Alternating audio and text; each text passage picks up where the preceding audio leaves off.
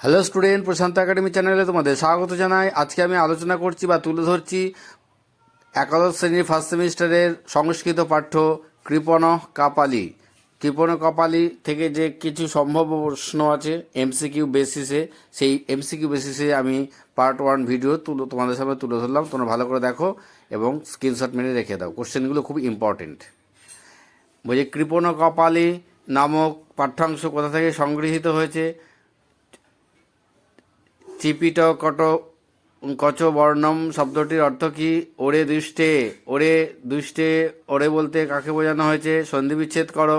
পাঠ্যাংশে উল্লিখিত শব্দটির সংস্কৃত প্রতিশব্দ লেখো। তবৈকং দিনমতু মমৈকং দিনাম, এই বাক্যটির অর্থ লেখো।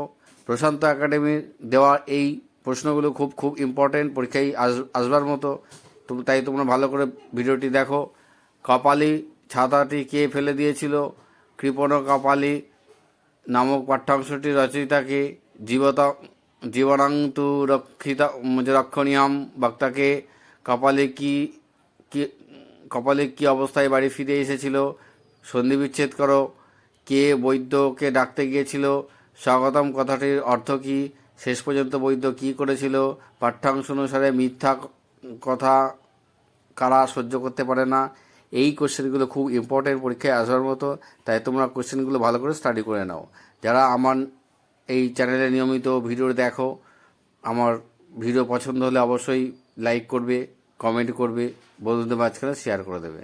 আর যারা এখনও পর্যন্ত আমার চ্যানেলটিকে সাবস্ক্রাইব করোনি তারা অবশ্যই প্রশান্ত একাডেমি চ্যানেলটি সাবস্ক্রাইব করবে।